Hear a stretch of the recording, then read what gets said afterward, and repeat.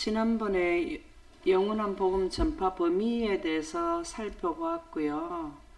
간단하게 본다면 첫째 천사 기별은 공중에 날며라는 것은 큰 음성으로 경고하되, 큰 음성으로 하는 것은 첫째 천사 기별은 언제 발표됐다고요? 1843년인데 왜 1844년부터 조사심판디 가는데 마지막 기별은 1844년부터 시작이 되는데 나왔나 하면 조사심판을 경고하기 위해서, 우리 현대어로 말하면 알려주기 위해서 나왔는데, 그때는 지구 전체에 다 전달되지 않았다. 그죠? 그러면 선교지, 그때 파송된 선교 지역에는 되었는데 지구 전체는 안 되었는데, 그러면 여기에서 나오는 큰 음성으로 공중에 천사가 날면 계시록 14장 9절에서 9절에서부터 셋째 천사 기별이 나올 때 큰 음성으로 경고가 된다는 겁니다. 무슨 말인지 이해갑니까? 큰 음성, 힘센 천사 이럴 때는 뭐를 의미하는? 셋째 천사를 의미해요. 왜 셋째 천사를 하냐 하면, 첫째 천사 기별을 셋째 천사 기별이 셋째 천사 때 반복 또다시 예언하여야 하리라 하는 내용이 바로 셋째 천사에서 반복되기 때문에 그렇습니다.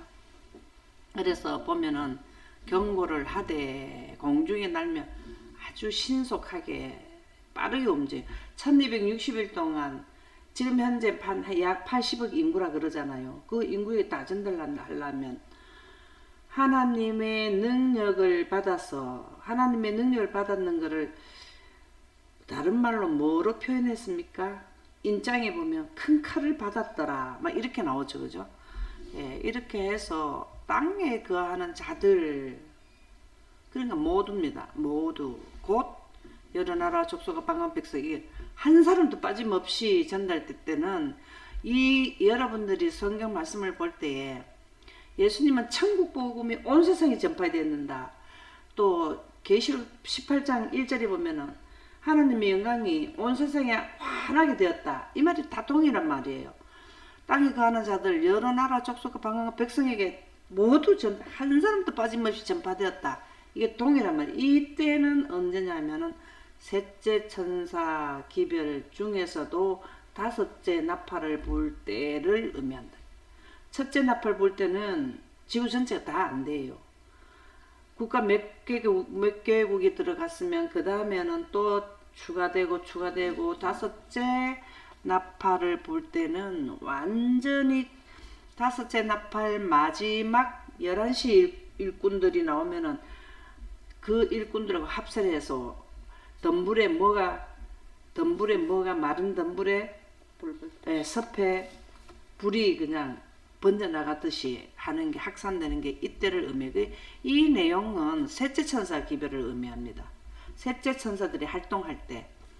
근데 첫째 천사 기별을 전파가 되고 그 다음에 셋째 천사 때는 전 세계적으로 이 운동의 신속성과 세계적인 범위를 분명히 알려준다.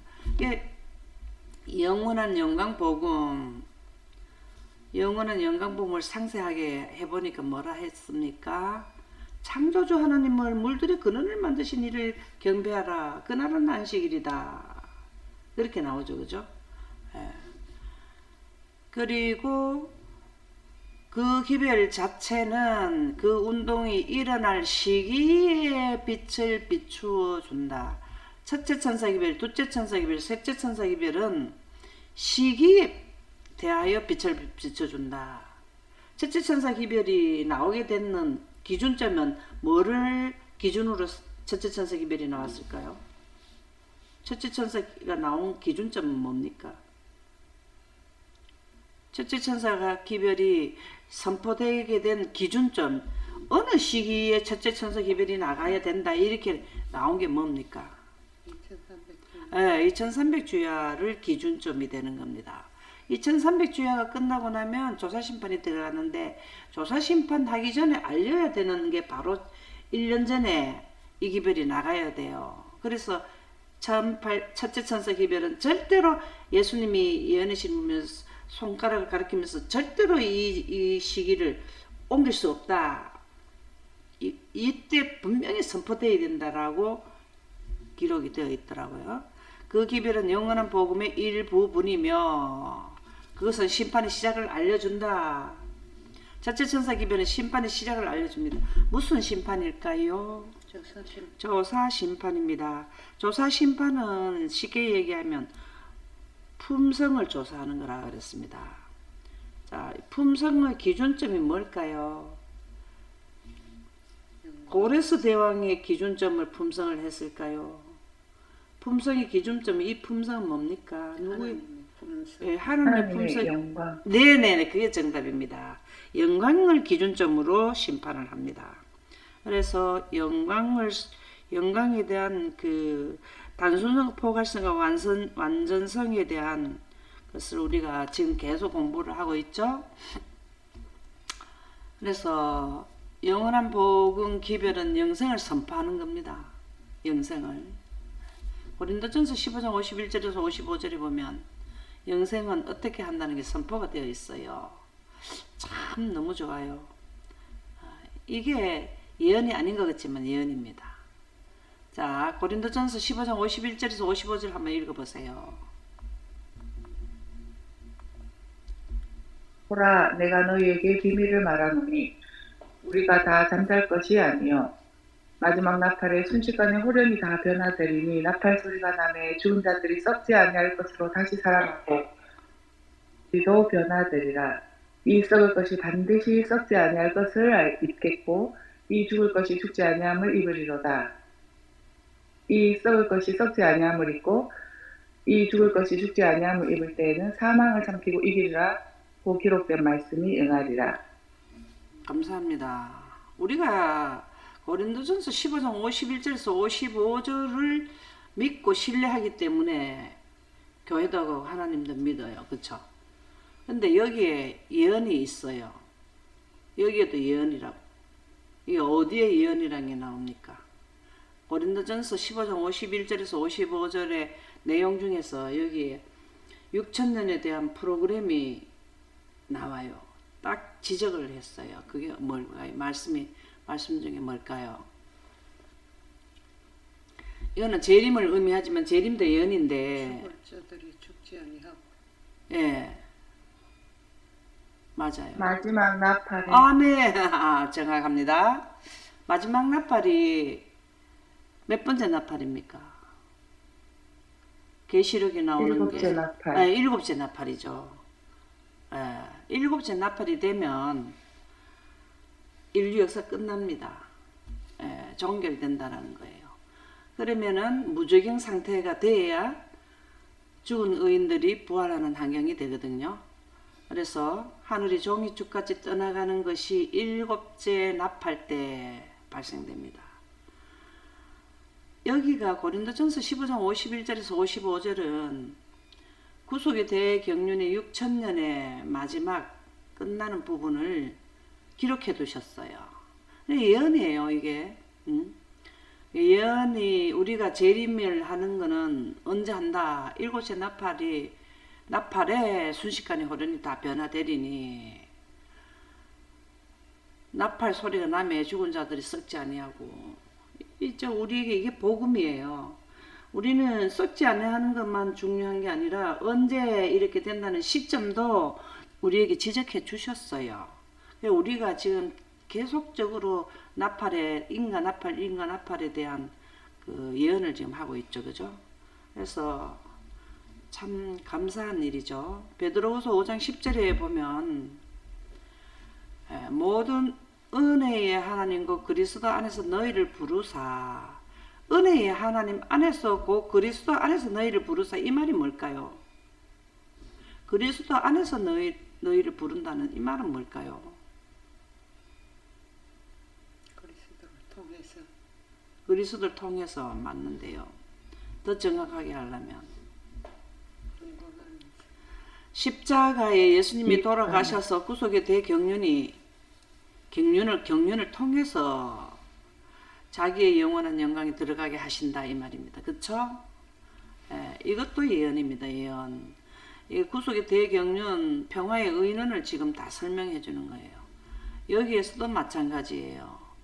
그래서 우리가 예언을 통해서 우리가 정확하게 하나님의 그 사상을 이해할 수 있고, 또 영원한 복음은 바로 뭐냐 하면 구속의 대경륜에 의해서 우리가 영광에 들어가기 때문에, 영원한 복음은 다양성인데 하나님의 영광과 구속의 대경륜, 그 안에는 영광으로 창조하신 창조주, 또 창조주는 창조할 수 있는 분은, 조건을 갖춘 분은 몇 분인가, 이러한 내용이 바르게 전달되는 게 첫째 천사기별과 셋째 천사기별, 둘째 천사기별이 다 그 내용이에요. 다시 말해서 하나님의 명확성을 제시해 주는 거예요. 그렇죠? 우주에 대한 살림살이를 하나님께서 어떻게 하시고 어떤 분이 이 일을 계획하셨고 몇 분이 하셨는가, 이게 드러나는 게 뭐냐면은 세천사 기별이라는 겁니다. 그래서 시초부터 지구 종말의 시간을 배정해 놓으셨다. 그게 6천년, 7천년에 해당되는 그 계획이죠. 그죠? 이사야 46장 10절을 한번 읽어보실래요? 내가 시초부터 종말을 알리며 아직 이루지 아니한 일을 예적부터 보이고 이르기를 나의 뜻이 설 것이니 내가 나의 모든 기뻐하는 것을 이루리라 하였노라. 참 너무 감사하죠. 시초부터 종말을 알리며, 시초부터는, 이 시초는 뭘까요? 이 시초는 어느 창세기 시초일까요? 우리 우주 태초. 아멘입니다. 종말을 알렸다 하는 것은 무엇으로 우주 태초라는 걸 알 수 있어요? 종말을 알렸다, 이 말은 무슨 말일까요? 과거 현재 미래를 망라하시는 종말을 아시며 종말을 알리는.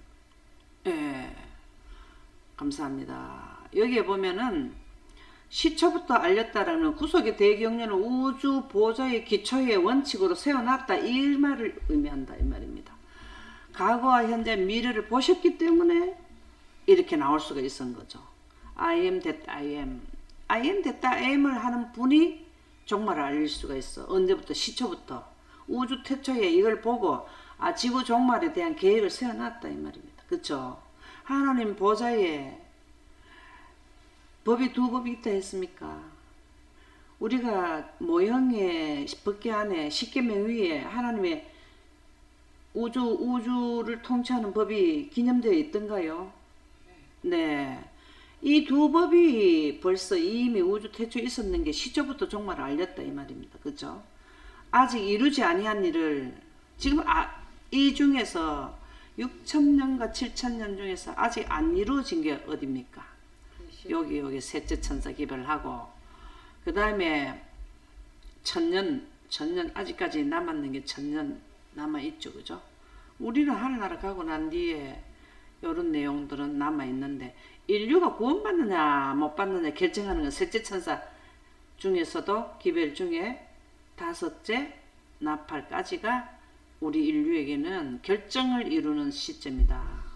그래서 우리는 아직 이루지 아니한 일을 살펴보는 겁니다. 지금 아침마다 이렇게 하는 거는 아직 미래의 사건에 대한 것은 예적부터 보여주신 게 뭐예요? 시초 우주 태초에 구속의 대경륜 6천년과 7천년에 견한 구속의 경륜에 대한 것을 살펴보는 거죠. 이게 예적부터 보이고 이르기를 나의 뜻이 설 것이니, 하나님의 뜻은 뭘까요? 하나님의 뜻이 뭘까요? 하나님은 우주를 경영하는 데 있어서 하나의 오점이 있는 지역이 있더라 이 말이죠. 그것을 완전히 회복시키고 가지고 지구의 인류도 구원을 원하는 자는 기준점이 아까 뭐라 그랬습니까? 조사 심판의 기준점이 뭐라 그랬죠? 우주법을 지키겠다 하는, 네. 우주법을 지키겠다 하는 자들을 조사하고 있잖아요. 하나님의 품성을 조사하고 있잖아요. 그러면은 그거 끝나고 난 뒤에 법을 안 따르는 자들은 이 우주에서는 뭐가 돼야 돼요? 뭐가 돼야 돼요? 그냥 존재 자체, 본질 자체가 없어져야 돼. 그렇게 하고 온 우주의 영원히 사는 하나님의 천사들과 자녀들이 아들 딸들이 스트레스를 안 받는, 그쵸? 영원히 살고 있지만 지금은 우리의 인류의 질병과 고통당하는 자들의 신음소리를 듣고 그들이 편하지가 않아잖아요. 그들의 복리를 위해서 하는 것이 하나님의 뜻이라는 겁니다. 우리가 주기도문에 뭐가 나와요? 하늘의 뜻이 땅에서도 이루어지기를 바란다. 그렇게 기도하라 그랬죠.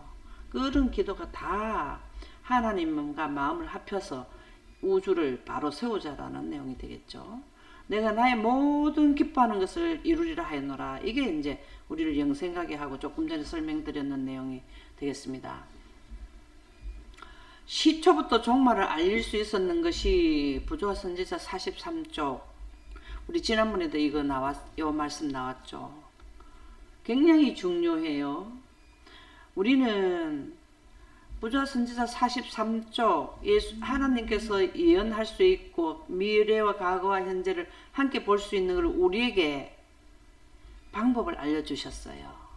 더 상세하게 시초부터 종말을 알리며 아직 이루지 아니한 일을 예적부터 보이고 이러한 것을 설명을 더 추가했는 것이 부조와 선지자 43쪽이에요. 저는 이 말씀 때문에 예언도 하게 되었고 이 부조와 선지자 43쪽 때문에 용기를 갖게 되었고 아니 그거 아니라 깜짝이야.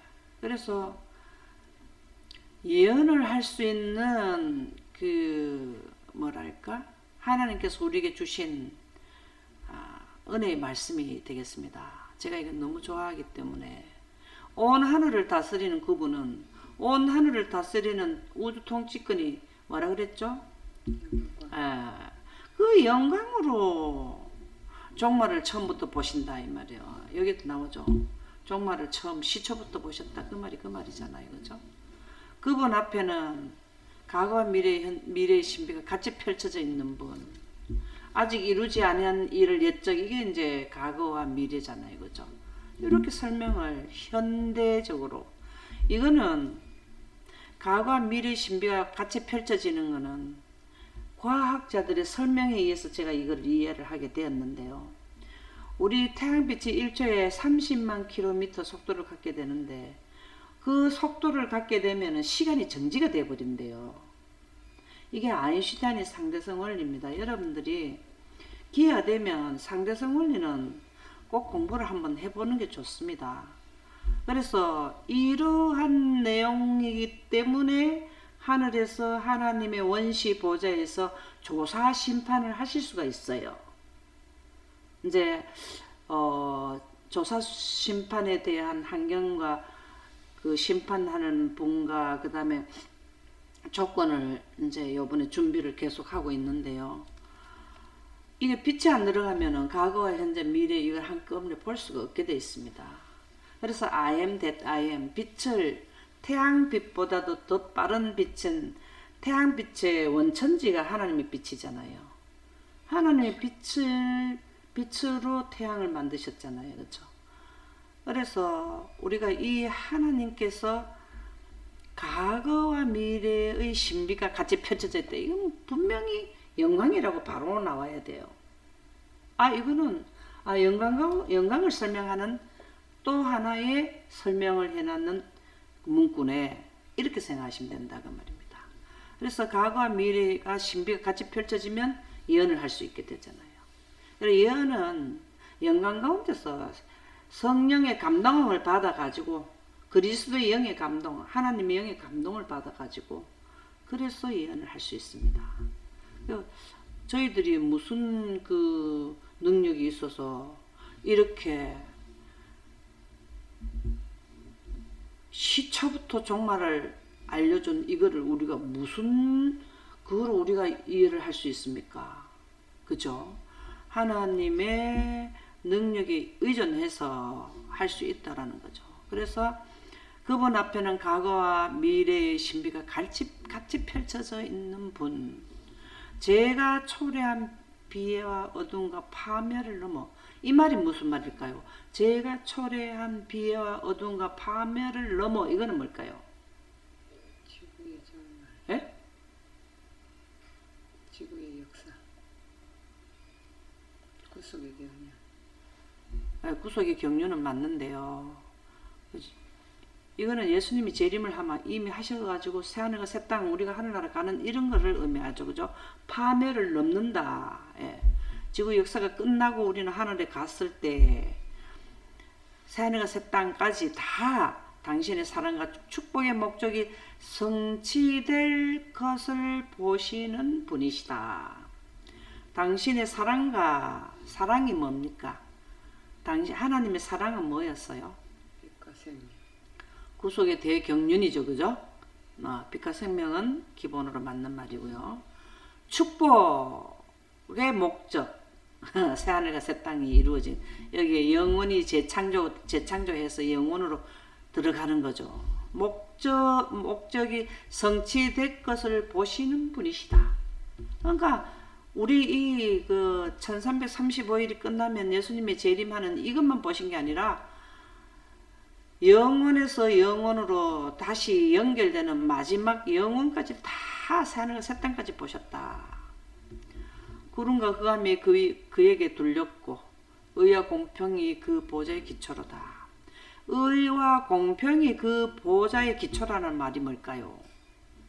의와 공평이 그 보좌의 기초로다. 이 말이 무슨 말일까요?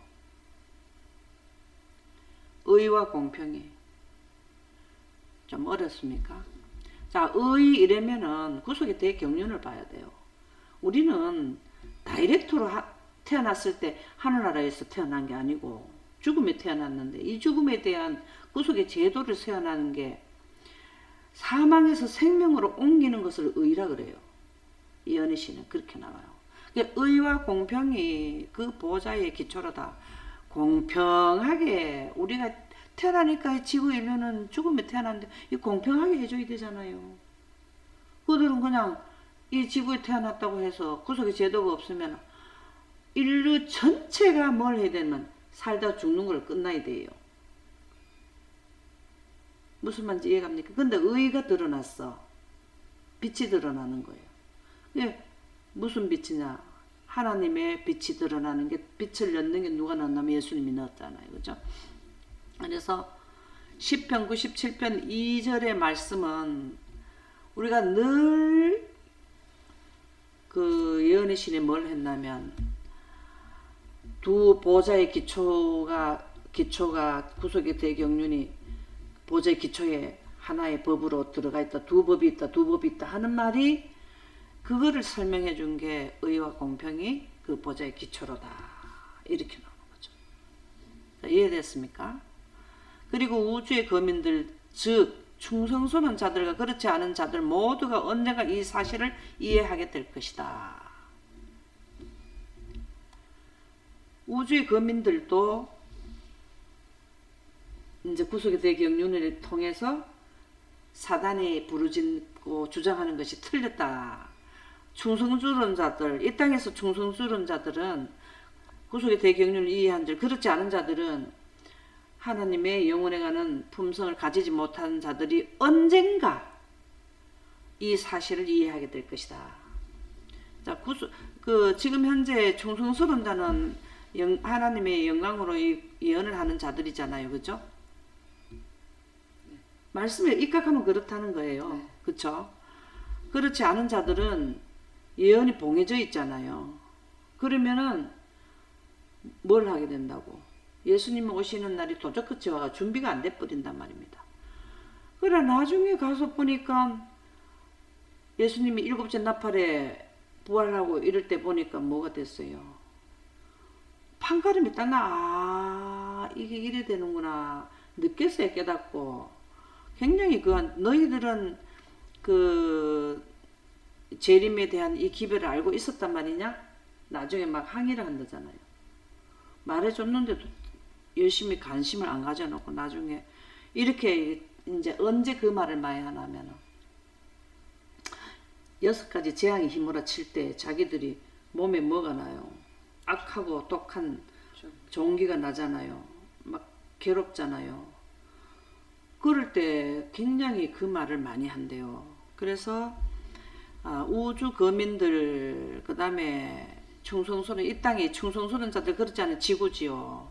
지구에 있는 모든 자들은 결정적으로 하나님께서 이 의와 공평의 보좌의 기초로 세운 것을 증명되는 것을 사단이 틀렸다는 것을 이해를 하고 다시는 우주에 뭐가 안 들어온다?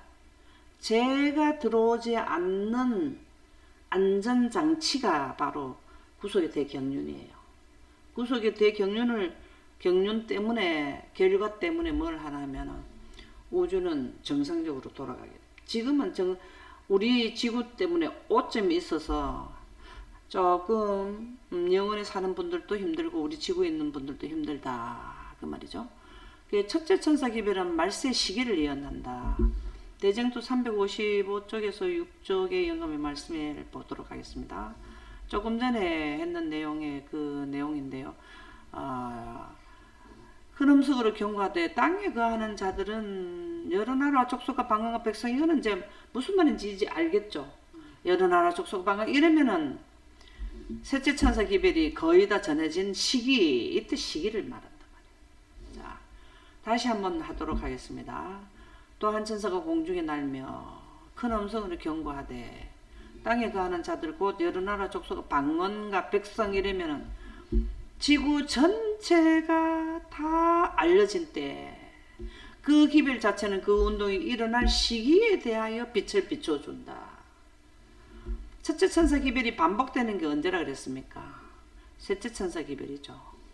첫째 천사 기별 기준점은 2300주야를 기준점으로 삼았고 여기에서는 천국 복음이 온 세상에 나라와 여러 나라 족속 방언과 백성에게 다 안 됐어요. 그래서 또다시 예언을 해. 계시록 11장에 보면 또다시 예언하여 되리라 나옵니까? 그때 이게 선포가 되는 게 이때를 말해준 게 여기 큰 음성이 이르면 셋째 천사로 보라 그랬죠. 그 기별 자체는 그 운동이 일어날 시기에 대해 빛을 비춰준다. 빛을 비춰준다라는 게 무슨 말일까요? 성경은 하나님의 영광을 설명한 성문화시킨 설명서라 그랬죠. 성경 말씀에 한 구절 한 구절이 신령한 하나님의 빛이 나온다 그랬잖아요. 그죠? 말씀을 성경에서 이게 다 기록된 대로 해보면은 이렇게 다 체계적으로 나온다라는 거죠. 그 기별은 영원한 복음의 일부분이며 그것은 심판의 시작을 알려준다. 여기서는 심판의 시작을 알려주고 셋째 천사 기별에서 그 첫째 천사 기별을 전할 때는 끝을 알려주고 그죠? 그러나 이 기별은 오직 말세만 전해질 복음 기별의 일부분이다. 여기에서 말세는 여기서부터 시작되어 여기 일부분인데 여기에서 다 완성돼 맞춰버린다는 거죠. 그래서 세천사라 하는 거예요. 셋째 천사는 마무리고 첫째 천사는 경고하고 시작을 알리는 거, 말세를 시작을 알리는 거고 셋째 천사 기별은 말하자면 마무리 작업, 결과가 되는 거죠. 왜냐하면 심판의 때는 말세가 되어야 시작되기 때문이다. 심판은 언제부터 시작한다고요? 말세가 언제부터예요? 이런 물건 있을 때로. 자, 말세의 시작은 언제입니까? 1844년 후. 2300주야가 끝나는 시점이 기준점이죠. 예언은 심판의 때가 이르기까지 여러 가지 사건들이 계속적으로 일어날 것을 말하고 있다. 계속적으로 사건의 전개가 일어나요. 여기에 보면은 미문문이 있을 때로부터 1291년 1335일에 여기 사건의 전개가 가장 밀집되어 있어요. 아주 조밀하게 아주 세세하게 다니엘과 계시록이 이 계속적으로 사건들이 계속적으로 일어날 것을 말하고 있는 게 이 부분에서 가장 많이 일어나요. 첫째 나팔, 둘째 나팔 이게 전부 다 거기에 해당되는 내용이 되겠습니다. 그래서 우리가 이제 시기를 조금 전에 말씀드렸기 때문에 셋째 천사는 첫째 천사 기별, 둘째 천사 기별 더하기 무슨 기별이 들어간다고? 시기 기별. 자, 노홍수 때 120년 정해졌습니까? 정해졌죠? 우리도 마지막 때도 하나님께서 명확하게 해주신다. 말세의 예언은 당연히 전해야 할 말인데 우리가 지금 당연히 전하지 못하고 있는 우리 이 예언을 전하는데 굉장히 부담을 느끼게 하는 거 아니에요? 왜 그럴까요? 셋째 천사 기별의 다니엘 12장에 대한 내용은 과거였지 지금은 현재 해당되는 것이 아니라고 대부분이 그렇게 이해를 하고 있기 때문에 그래서 지금도 전하는데 참 조심스러운데요. 그런데 여기에는 당연히 전해야 될 말이에요. 시대의 소망 451쪽에 보면 그는 세상의 생명을 위하여 구속의 큰 계획을 수행하도록 보내심을 받았다. 누구를 말하는 거예요? 누구를 말하는 거예요? 그는 세상의 생명을 위하여 구속의 큰 계획을 수행하도록 보내심을 받았다. 그는 타락한 일을 위하여 당신의 일을 성취시키고 계셨다. 구속의 큰 계획은 예수님이 몸소 실천하고 계획하시고 시초에 계획하시고 몸소 실천하고 하늘에서 땅에서 또다시 하늘에서 이렇게 열심히 하시는데 우리는 예수님 오시기 전에 가장 핵심적인 셋째 천사 기별에 대해서 수수방관하고 있어서 됩니까? 이거 말이 안 맞는 거지 않아요? 첫째 천사 기별, 둘째 천사 기별 나가는 거는 그거는 그냥 인정을 다 해요. 당연히. 근데 셋째 천사 기별의 명확성에 대해서 얘기하면 그거는 과거 건다. 이렇게 해서 우리가 하나님의 사업에 협조가 안 돼가지고 이게 재림이 올바르게 되겠습니까? 많은 사람을 사망에서 생명으로 옮길 수 있겠나고요. 그러나 그는 외람되게 행하거나 위험 속으로 달려가거나 위기를 재촉해서는 안 될 것이었다. 그의 사업에 있어서 사건 하나하나마다 지정된 시간이 있었다. 아멘입니까? 아멘. 그는 참을성 있게 기다리셔야만 하셨다. 예수님이 십자가에 못 박히는 것을 예수님이 성급하게 빨리 하려고 외람되게 행하거나 위험 속으로 달려가게 위기를 재촉하는 일을 하셨다면 AD 서기 31년보다 먼저 돌아가실 수 있었어요. 근데 어떻게 하셨다고? 그의 사업에 있어서 사건 하나하나마다 지정된 시간에 이루셨나요? 침례 서기 27년 다 정확하게 하셨나요? 40일 있다가 하늘나라 가시고 50일 만에 뭘 내려주시고 우리도 이걸 왜 이렇게 기록했나 우리도 그렇게 해야 돼요. 저는 내용도 모르고 이 공부할 때 모르고 이 공부하는 게 너무 힘들어가지고 늦은 빛 성령 내리는 광경 있잖아. 과거 현재 미래를 빨리 보게 해달라고 기도를 얼마 했는지 몰라. 앉아있으니까 힘들고 너무 이게 시간이 투자가 되니까 빨리 좀 한꺼번에 보게 해달라고 했는데 그거 하면 안 돼요. 그 시간을 땡기는 거예요. 늦은 빛 성령은 나팔 부부기 직전에 내려준다는 거죠. 그래서 제가 죄송합니다. 이렇게 이해되어야 되는 건데 그 기적과 기적을 자꾸 원하면은 안 되죠. 그 하나님께서 주실 때가 돼야 주는데 자꾸 내놔라 하면 그거는 안 되던 말을 했더라고요. 근데 너무 힘드니까 몰라하고 그랬어요. 산상수훈 120조 건세와 영광은 위대한 목적을 가지고 영광은 위대한 목적을 가졌다 그랬습니까? 감사합니까? 영광은 위대한 목적을 가졌습니까? 건세라는 건 뭐예요? 하나님 빛이잖아요. 그 목적의 완성을 위하여 목적의 완성이 뭡니까? 우리 인류의 구원이죠. 그리고 우주인들의 복리를 위해서죠. 아무런 장애도 받지 않고 꾸준히 움직이시는 분에게 속해 있다. 이 구속의 대경륜은 그 주최측이 누구라는 거예요. 꾸준히 움직이시는 이 땅에 오셔서 당신이를 성취시켰던 지금 하늘에 가서서 1800년 동안 뭘 하셨어요? 첫째 칸 봉사하시고 지금은 두 번째 칸 봉사하시는 이분에게 속해 있다. 그래서 이 계획은요, 우리가 변경시킬 수가 없어요. 하나님의 계획에 하나님이 주동이 되어서 하시는 시간마다 사건 하나하나마다 지정된 시간 우리는 옮길 수가 없다고요. 사건의 그 내용도 우리는 바꿀 수가 없어요. 근데 이거를 누가 바꿨나요? 사단이 지게표로 옮겨놨다 그랬죠. 표지판을 변경시켰다 그랬죠. 네. 예. 연희신의 표지판 이전표 이게 많이 나오잖아요. 검색해서 들어가 보시면 돼요.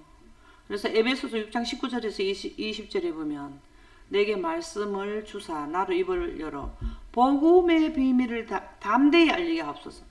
복음의 비밀이 뭡니까? 복음의 비밀이 뭡니까? 비밀 이러면 뭐가 나오던가요? 구속의 경륜. 구속의 경륜의 비밀을 자꾸 이렇게 나오죠. 에베소서도 나오고 자꾸 그런 게 나오죠. 그죠? 여기 보면은 이게 6천년에 대한 그 예언이라 이 말이에요. 이게 담대히 알려야 돼요. 내게 말씀을 주사 나로 입을 열어. 입을 다물고 있으면 안 돼요. 나팔을 불어야 되는데 우리가 늦은 빛 받기 전에는 작은 소리로 또 나팔을 불고 있는 거지만 그래도 나팔을 불어야 돼요. 할 것이니 이 일을 위하여 내가 쇠사슬에 매인 사신이 된 것은 쇠사슬에 매인 것처럼 예언에 매이라는 겁니다. 그쵸? 나로 이 일에 당연히 할 말을 담대히 하게 하려 하심이라. 나로 이 일에 당연히 할 말을 담대히 해야 되는 것이 바로 우리 먼저 깨달은 자들이 할 일이 되겠습니다. 오늘은 이렇게 해서 16-4를 다 마치도록 하겠습니다. 감사합니다.